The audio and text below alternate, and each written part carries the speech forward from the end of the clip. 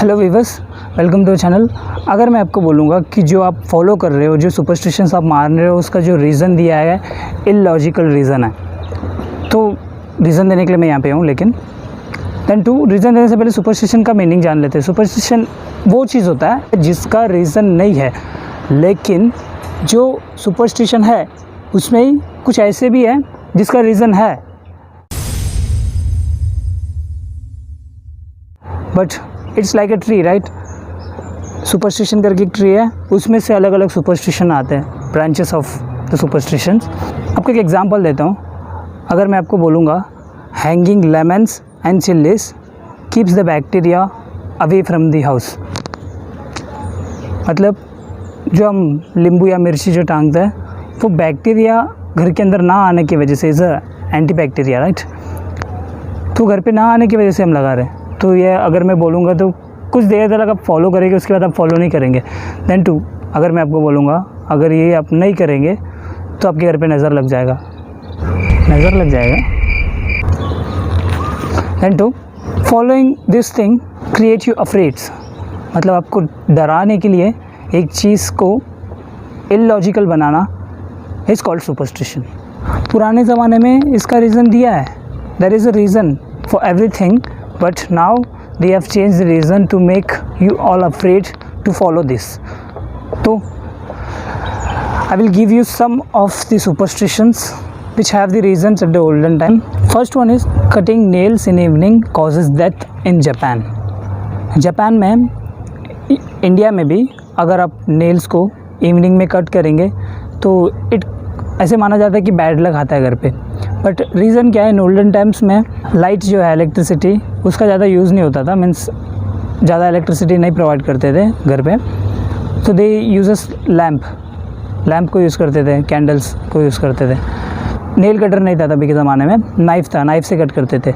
अभी नॉर्मली हम nail cutter से अगर नेल को कट करेंगे फिर भी कुछ तो इंजरी होता है अपन को थोड़ा थोड़ा, लेकिन जब भी नाइफ़ से कट करते तो और भी ज़्यादा रिस्क रहता है उसमें।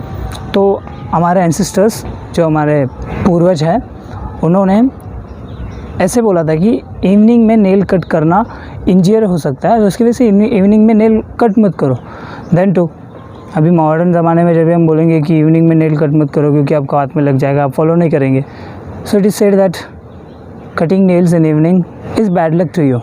और दूसरा जब भी हम बात करने जाएंगे तो जब भी लेमन और जो ग्रीन चिल्ली को घर के दरवाजे पे लगाने से जो बुरी नज़र है वो नहीं लगता है हमें। तो इसका पीछे का मेन रीज़न क्या है? तो reason behind this is lemon जो है वो एक एंटी बैक्टीरिया है। अगर घर के बाहर जब भी हम लगाएंगे उसको तो जो बैक्टीरियास है वो हमारे घर के अंदर नहीं आएंगे। एंड द सेकेंड रीज़न भी दिया गया इसका, जो भी फार्म में काम करते हैं उनको स्नेक बाइट्स का डर ज़्यादा रहता था, तो हर एक के घर के सामने लेमन एंड ग्रीन चिल्ली वो लगाया गया था। तो जब भी उसको किसी को भी स्नेक बाइट होता है तो वो ग्रीन लेमन जो है वो जगह पे रब करते हैं उसको, एंड ग्रीन चिल्ली टेस्ट करने देते तो उसका टेस्ट नहीं आता है। So for this reason in olden times they use to hang the lemon and green chilli in front of the door, but now बोलते नज़र नहीं लगता है। But for me it's illogical reason for you to follow this. And the third one, जो पीपल का पेड़ है उसमें रात में उसके नीचे नहीं सोना रहता है। क्या होता है रात में सोने से? डेविल, भूत आता है उसके ऊपर, ऐसे बोला जाता है। लेकिन मेन रीज़न क्या है उसके पीछे? डे टाइम में जो प्लांट है या फिर जो ट्री है वो कार्बन डाइऑक्साइड यूज़ करता है for the purpose of photosynthesis. Photosynthesis मतलब उसको जो फूड उससे वो गेन करता है। And in night it release the carbon dioxide. Morning में ऑक्सीजन रिलीज़ करता है ऑल द सब झाड़, and in night carbon dioxide release करता है। तो अगर रात में अगर आप पेड़ के बाजू में जाके सोएंगे तो सांस लेने में आपको तकलीफ़ होगा। मॉर्निंग में जब भी आप वेकअप करेंगे तो माइंड फ्रेश नहीं रहेगा, बॉडी को रिक्वायर्ड ऑक्सीजन नहीं मिला रहेगा। For that reason our ancestor have told that do not sleep near the tree at night. And the fourth one is broken mirror causes bad luck for 7 years। अगर घर पे mirror टूटता है तो 7 साल के लिए आपको बैड लक होता है। या फिर जिधर आप बाहर जाते हो अगर टूट गया मिरर तो वो जो काम आप करने वाले हैं वो नहीं होता है। ये एक ट्री जैसा है, मेन स्टार्ट हुआ 7 इयर्स का बैड लक से, उसके बाद एक एक आते गया सुपरस्टिशन। रीज़न क्या है, हमारे जो एंशिएंट ग्रीक है उनके ज़माने में मिरर्स का जो भाव है, मतलब जो मिरर्स का प्राइस है वो एकदम हाई हुआ करता था, क्योंकि वो जो मिरर्स बना रहे थे उसमें पूरा आर्ट्स था लाइक दिस। बट नाउ आपको मिरर्स चीप में भी मिलता है। सो देन टू उस ज़माने में अगर मिरर्स का भाव ज़्यादा है तो उसको संभाल के रखना पड़ेगा। तो तभी के एंसेस्टर ने क्या बोला था, तभी जो रहने वाले लोग ने, कि अगर आप मिरर तोड़ेंगे तो 7 साल का बैड लक हो जाएगा, तो मिरर संभाल के रखना। मैं रख लूँगा संभाल के, मेरा तो बहुत बार टूटा है, लेकिन अभी तक मुझे कोई बैड लक नहीं हुआ। 7 साल तो बहुत बड़ी बात है। Don't follow, okay, don't believe in that. And the next one is solar eclipse. Solar eclipse का मतलब जब भी अर्थ, मून एंड सन जब भी एक साथ स्ट्रेट लाइन में आ जाते हैं तो उसको सोलार एक्लिप्स बोला जाता है। But it is believed that it was a bad luck, it was a evils day, ऐसे माना गया था।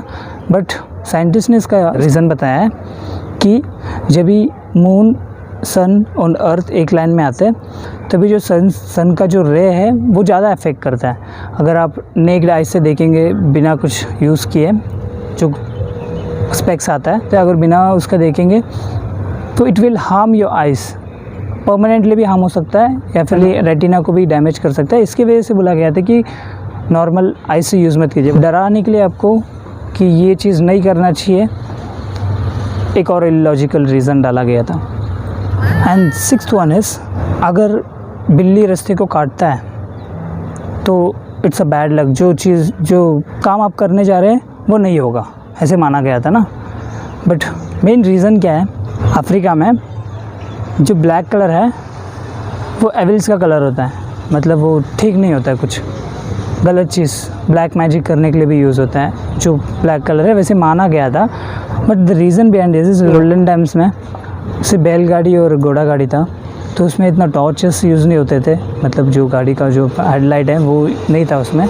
तो जब भी या फिर कैट या फिर फ्रॉग्स जब भी क्रॉस करते थे तो उनका आग चमक जाता था। सो बिकॉज ऑफ दैट जो बैल है या फिर जो घोड़ा है वो डर जाते थे, एंड जो काम वो करने जाते थे वो रुक जाता था।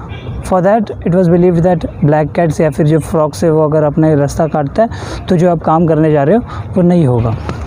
सेलर्स लोग जब भी जाते हैं बाहर बोट से, तो जब भी ब्लैक बिल्ली जब भी आता है, जब भी काला बिल्ली क्रॉस करता है, तो जो फीमेल्स हैं उसको अपने पास रख लेते हैं कि जो मेल है काम करने जो गया है बाहर वो सेफ़ है करके माना जाता है। ये भी एक सुपरस्टिशन सी है, इसको मैं ट्रू नहीं मानता हूँ, ये भी एक सुपरस्टिशन है। बट एक चीज़ का अगर 2 बिलीव्स है, इट्स नॉट अ ट्रूथ एक ही होना चाहिए एंड परमानेंट होना चाहिए, it's a false, okay. And the 7th one is feeding crow. हर एक ही घर पे होता है कि हम खाना खाने से पहले कौवे को खाना रखना चाहिए। रीज़न क्या है इसके पीछे? In south side it was believe that कि अगर क्रो को खाना रखेंगे अमावस्या के टाइम में, अगर क्रो को खाना रखेंगे तो उनके एंसेस्टर्स आके खाते हैं, ऐसे बिलीव करते हैं। This is an illogical reason for an logical act. इसको डराना नहीं कहते, इसको बिलीव्स कहते हैं। बट मेन रीज़न क्या है इसके पीछे? इन ओल्डन टाइम्स में फेस्टिवल अगर होता था तो बहुत जन आते थे घर पे खाना खाने, तो फॉर दैट खाने में कुछ मिला ना हो, इस रीज़न के लिए कौवे को देख के चेक करते, और जो कौवा है वो अगर उसमें पॉइज़न है तो नहीं खाता है, अगर पॉइज़न नहीं है तभी वो उसको खाता है। अगर आपको डाउट है तो गूगल में चेक कर लो, crow can identify the poison. इस वजह से क्रो को फीड करने के बाद अगर क्रो ने खा लिया खाना उसके बाद ही हम खाते हैं। 8th one is,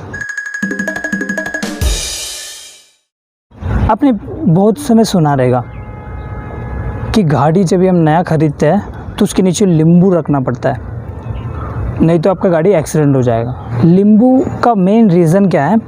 in olden times सिर्फ बैलगाड़ी और घोड़ा गाड़ी यूज़ होता था। जब भी घोड़ा या फिर बैल एक वे से जाते थे तो उनके पैर में लग जाता था और उसकी वजह से उसमें बैक्टीरिया हो जाता था वो जो पैर के नीचे। तो उसकी वजह से जब भी एक घोड़ा गाड़ी या फिर जो बैलगाड़ी वो स्टार्ट करते हैं तो उसके पैर के नीचे जब भी लॉन्ग किधर दूर जाना रहता है तो घाव के साथ मुझे लगा है कुछ चीज़ के साथ ज़्यादा दूर भाग नहीं पाता था, तो तो क्या करते थे, एक नींबू को उसके पैर के नीचे रख के उसमें उसको प्रेस करने, मतलब पैर से उसको प्रेस करके फिर आगे निकाल देते हैं, तो उसका जो अंदर जो बैक्टीरिया या फिर जो इंसेक्ट है वो सब बाहर निकल जाता है and then it can go as far as possible. तो it was the reason behind that. लेकिन अभी के ज़माने में there is no use for that, because घोड़ा गाड़ी भी इतना यूज़ नहीं होता, बैलगाड़ी भी यूज़ नहीं होता, ओनली कार के नीचे नींबू रख के यूज़ करने से कोई फ़ायदा नहीं है। कार पे अगर बैक्टीरिया होगा तो भी कुछ प्रॉब्लम नहीं है, कार पे तो बैक्टीरिया होना ही नहीं चाहिए। मैं क्या बोल रहा हूँ। Anyway, stop believing any act with illogical reasons. मत फॉलो करो superstitions, doesn't have any logical reason.